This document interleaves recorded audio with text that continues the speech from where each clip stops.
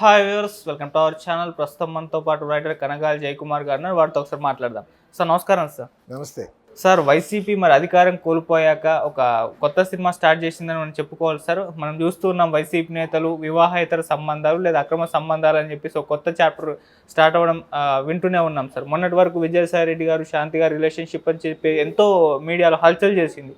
ఇప్పుడు కొత్తగా YCP MLC Duvvada Srinivas ఇంకొక సంబంధం పెట్టుకున్నాడు, వివాహేతర సంబంధం, అక్రమ సంబంధం అని చెప్పేసి వాళ్ళ భార్య వాణి మీడియాలో హల్చల్ చేయడం చూస్తున్నాం సార్. వాళ్ళ ఇంటికి వెళ్ళి కూడా గొడవ చేసింది. సో ఏం చెప్తారు ఈ ఎపిసోడ్లో, అసలు ఏం జరిగింది, మరి ఎవరిది తప్పు ఉందంటారు, మీరేం చెప్తారు సార్, మీ విశ్లేషణ ఏంటి దీనిపైన? ఇప్పుడు వైసీపీ నేతలు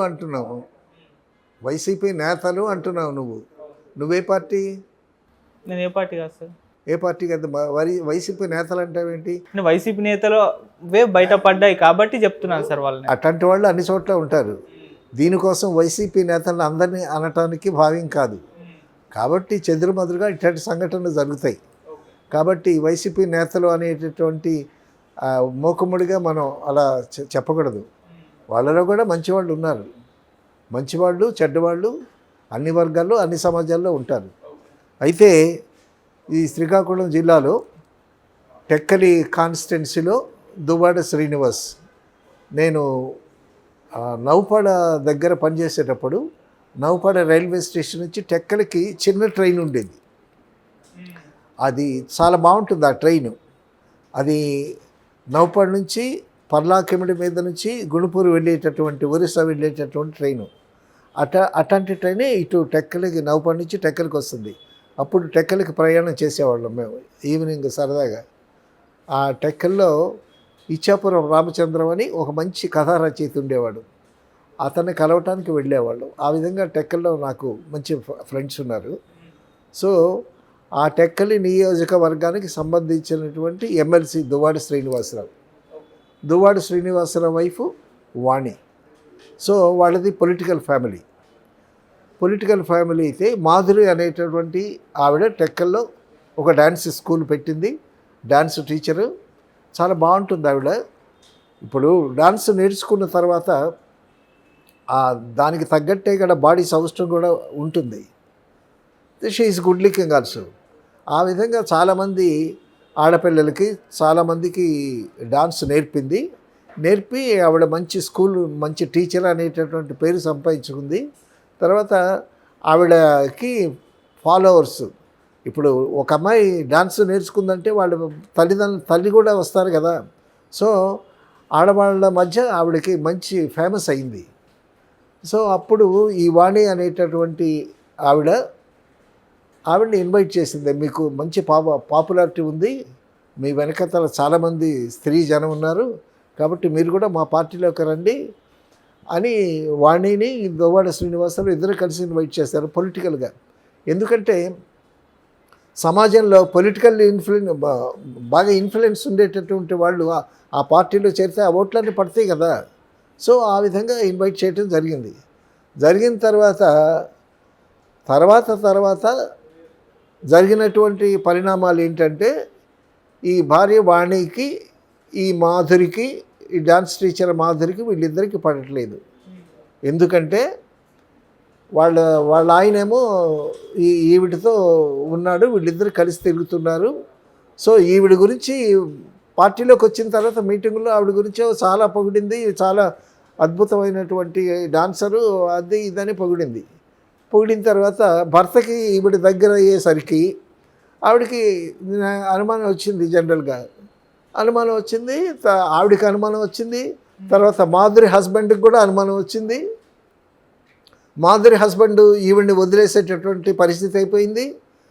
ఆవిడేమో 3 ఆడపిల్లల తల్లి. సో ఈ దువ్వాడ శ్రీనివాసరావు ఈవిడే చెప్తుంది, శ్రీనివాస్ గారు నేను కలిసి తిరుగుతున్నాము, 2 సంవత్సరాల నుంచి మాకు అనుబంధం ఉంది అని అంటుంది.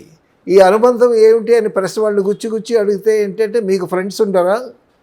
He's a friend, philosopher and guide అని చెప్తా ఉంది ఆవిడ. చక్కగా షేక్స్పియర్ ఇంగ్లీష్ కొటేషన్స్ చెప్తా ఉంది. మీకు ఫ్రెండ్స్ ఉండరా? నాకు ఫ్రెండ్స్ ఉండకూడదా? అది ఇదని చెప్తుంది. ఫ్రెండ్షిప్ ఉండొచ్చండి, ఏమో మీ ఇద్దరి మధ్య ప్రేమ ఉందేమో అని అనుమానంగా ఉంది అనేసరికి నవ్వింది. సో ఆ ప్రేమ అనేటటువంటి మాటకి ఆవిడ కొంచెం స్పందించిందని చెప్పుకోవాలి. ఆ ఇంటర్వ్యూ చూస్తే తెలుస్తుంది అది. సో ఇప్పుడు ఏమైంది, దువ్వాడ శ్రీనివాసరావు గారితో నేను ఫ్రెండ్షిప్లో ఉన్నాను, అది పొలిటికల్ ఫ్రెండ్షిప్. ఆయన 60 ఏళ్ళు ఆయన, నేనేమో నేను చిన్న వయసు దాన్ని. సో నా అందం చూసి, నా యాక్టివిటీ చూసి ఆవిడేమో వాణి గారేమో నా మీద అవాకులు చెప్పి ప్రెస్ మీట్లో నన్ను బదనాం చేస్తున్నారు అని చెప్పి ఈవిడ కూడా ప్రెస్ మీట్ పెట్టింది. ఓకే. అయితే ఈవిడ చెప్పే దాంట్లో ప్రెస్ వాళ్ళు మా ఇద్దరం కలిసి తిరుగుతున్నామండి, టెంపుల్స్కి కూడా వెళ్ళాము, ఇప్పుడు నాకు భర్త లేడు, నాకు దూరం అయిపోయాడు, సో ఇప్పుడు నేను ఎవరితో ఉండాలి అని అంటది.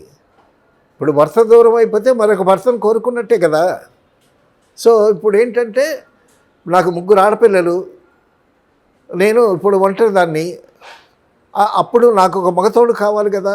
సో ఆ తోడు ఆయన నాకు సపోర్ట్ ఇచ్చాడు, ఫ్యామిలీ సపోర్టు, ఫ్రెండ్లీ సపోర్టు, అది ఇదే అని అంటుంది. బట్ అక్కడ టెక్కల్లో జనాలు అందరికీ తెలిసింది ఏంటంటే వీళ్ళిద్దరికీ సంబంధం ఉందనేటటువంటి విషయం అది తెలిసింది. సో ఇది తెలిసేసరికి ఈవిడ ప్రెస్ మీట్ పెట్టుకొని మా ఫ్రెండ్ ఆయన నాకు ఒక సపోర్టు, నేను ఒంటరిదాన్ని అయిపోయాను, ఆయన రాజకీయంలో వాళ్ళకి హెల్ప్ చేశాను, క్యాన్వాస్ చేశాను, అది ఇదని చెప్తా ఉంది. సో ఫైనల్గా ఏంటంటే వాళ్ళు మీరు మ్యారేజ్ చేసుకుంటారా అని అడిగాడు. చేసుకుంటే తప్పేంటండి, ఇప్పుడు నా భర్త నాకు దూరం అయ్యాడు, నాకు 3 ఆడపిల్లలు ఉన్నారు, మరి నాకు ఒక సపోర్ట్ కావాలి కదా, ఒక మగతోడు కావాలి కదా. మీరు ఇటువంటి పరిస్థితులు ఉంటే మీరు కోరుకోరా అని ప్రెస్ వాళ్ళని అడుగుతుంది. మీరే చెప్పండి, న్యాయం చెప్పండి అని. న్యాయం చెప్పడానికి మేము కాదు, ఇది కోర్టులో తేలాల్సినటువంటి విషయం. అయితే మీరు కోర్టులో కంప్లైంట్ ఇచ్చుకోండి, ఇలాగ వాణి నన్ను బదనాం చేస్తుంది అనేటటువంటి కంప్లైంట్ ఇచ్చుకోండి, అది ఇదని చెప్తుంది. అయితే మా ఇద్దరం కలిసి తిరుగుతున్నాం, గుళ్ళకి వెళ్ళాం, కలిసి తిరుగుతున్నాం, ఆయన ఇంటికి నేను వెళ్తున్నాను, ఆయన కూడా నన్ను చక్కగా పలకరిస్తున్నాడు. మాట్లాడితే ఫ్రెండ్, గైడ్, ఫిలాసఫర్ అంటుంది. అందులోనే అర్థమైపోతూ ఉంది. ఇప్పుడు ఇల్లీగల్ సంపర్కం ఏమన్నా మీ మధ్య ఉందా అని అడిగితే ఇల్లీగల్ అనబాకండి అంటుంది. అది ఇల్లీగల్ కాకపోతే ఇంకేమవుతుంది? సో భర్త ఎందుకు దూరం అవుతాడు? ఈవిడ బాగా ఉంటే భర్తకి తెలుస్తుంది కదా భార్య ఎటువంటిదో.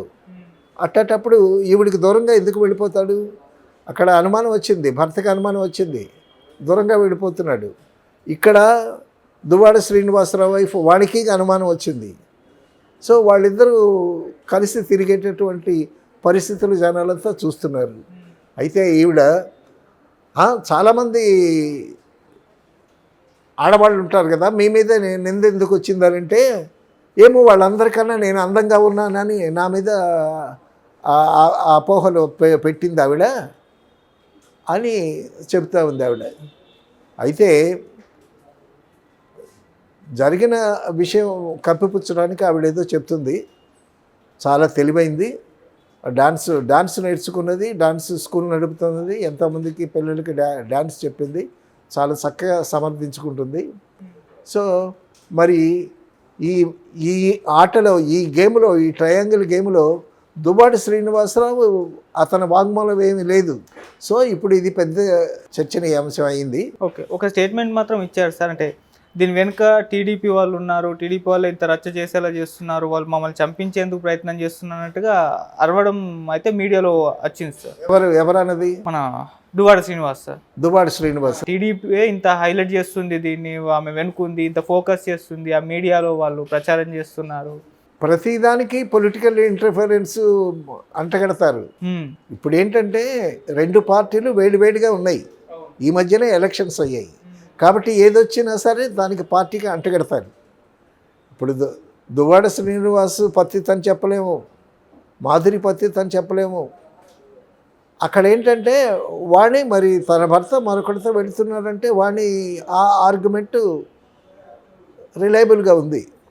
సో ప్రతిదానికి పొలిటికలరు అద్దలేము, ఎందుకంటే పాలిటిక్స్ ఇంకా వేడి చల్లారలేదు కాబట్టి ఆ విధంగా అంటారు. ఇప్పుడు ఇలా జరిగిందనుకో, ఇది వైసీపీ ఎమ్మెల్సీ కాబట్టి ఆయన ఏదన్నా వస్తే పొగొచ్చింది కాబట్టి నిప్పుంది అక్కడ అని అంటారు. సో అది మామూలే. అసలు ఇష్యూ ఏంటంటే పొలిటికల్గా కాదు, ఇది కుటుంబానికి సంబంధించినటువంటి ఇష్యూ. ఈ విషయం మరి మీరు పెళ్లి చేసుకుంటారా ఆయన్ని ఫ్యూచర్లో అంటే, మరి నాకు భర్త దూరం అయిపోయాడు, ఆయన డైవర్స్ తీసుకోలేదు, నేను డైవర్స్ తీసుకోలేదు, చేసుకుంటే తప్పేంటండి అంటుంది. అంటే ఆవిడికి లోపల ఆ మోటివ్ ఉంది, వాళ్ళిద్దరి మధ్యన ఏదో జరుగుతూ ఉంది అనేటటువంటిది విషయం కనిపిస్తూ ఉంది. సో ఇది చూడాలి, దీన్ని పరిణామాలు ఎలాగుంటాయో. అసలు సోషల్ మీడియాకి ఇటువంటి టాపిక్ ఎప్పుడు దొరుకుద్దా అనేది చూస్తూ ఉంటారు. So let us see what is going to happen. అంతే సార్. మీడియా అంటే టీడీపీ మీడియా కూడా ట్వీట్ చేసింది దీనిపైన. వైసీపీలో చూడండి ఎటువంటి వాళ్ళు ఉన్నారు, అల్లరి ముఖాలు అతను అంటే ఒక వీడియో వైరల్ అయింది, కర్ర తీసుకొని పైకి వెళ్ళడం అతని భార్య మీదకి. ఇట్లాంటి రౌడీలు ఉన్నారు, ఇట్లాంటి వాళ్ళు ఉన్నారు, అయినా కూడా వైఎస్ జగన్ ఇంకా అది ఇది అని చెప్పేసి మాట్లాడుతున్నారు, ముందు వీళ్ళపైన శ్రద్ధ చూపెట్టాలన్నట్టుగా ట్వీట్ చేశారు సార్. మరి దానిపైన మీ ఒపీనియన్స్? అదే ఇందాక చెప్పాను కదా నేను. ఇప్పుడు 1-2 సంఘటనలు జరిగినంత మాత్రాన వాళ్ళందరినీ అనుకోవటం పద్ధతి కాదు. ఇప్పుడు ఆ పార్టీలో ఉంటారు, ఈ పార్టీలో ఉంటారు. సో ఇప్పుడు పొలిటికల్ కలరు ఇస్తున్నారు. ఏదన్నా దొరికిందనుకో, అదిగో పూలంటే ఇదిగో తోకంటారు. తర్వాత తెలుగుదేశం కార్యకర్తలు కూడా చాలా స్పీడ్గా ఉన్నారు, చాలా హుషారుగా ఉన్నారు. ఎక్కడన్నా ఏదన్నా ఆధారం దొరికితే హైలైట్ చేస్తారు. సో ఇప్పుడు మీడియా చాలా పవర్ఫుల్గా ఉంది అంటే మీడియా బాగా డెవలప్ అయిపోయింది. There are so many TV channels, ఈ సోషల్ మీడియా ఛానల్స్ బాగా పెరిగిపోయిన తర్వాత అసలు ఇంతకుముందు బుక్ రీడింగ్ ఉండేది, పేపర్ రీడింగ్ ఉండేది. ఇప్పుడు పుస్తకాలు ఎవరు చదవట్లేదు, పేపర్లు ఎవరు చదవట్లేదు. ప్రతి వాళ్ళు రోజుకు 5-6 గంటలు సెల్ల మీదే బతుకుతున్నారు. అవును, ఈవెన్ బాయ్స్ అండ్ గర్ల్స్, పిల్లలే కాదు పెద్దోళ్ళు కూడా. నిద్ర రాకపోతే ఆ సెల్ల చూసుకొని నిద్రపోతారు. మళ్ళీ మధ్యలో మెలకు వస్తే మధ్యలో సెల్ల చూపిస్తారు. కాబట్టి ఏంటంటే ఈ యూట్యూబ్ వచ్చిన తర్వాత YouTube has become a very big part in life. ఆ యూట్యూబ్ వచ్చిన తర్వాత మన అమరావతికి యూట్యూబ్ CEO ఆయనతో కూడా మాట్లాడారు మన చంద్రబాబు నాయుడు గారు. సో అక్కడ కావాల్సినటువంటి డెవలప్మెంట్స్ అన్నీ చేయాలి కదా. యూట్యూబ్ వచ్చిన తర్వాత సో మొత్తం యూట్యూబ్కి అతుక్కుపోయారు జనాలంతా. సో మళ్ళీ యూత్ అయితే ఆడపిల్లలు కానీ మగపిల్లలు కానీ 5-6 గంటలు దాని మీద ఒక సర్వే, ఒక 5-6 గంటలు సెల్ చూస్తూ ఉన్నారట.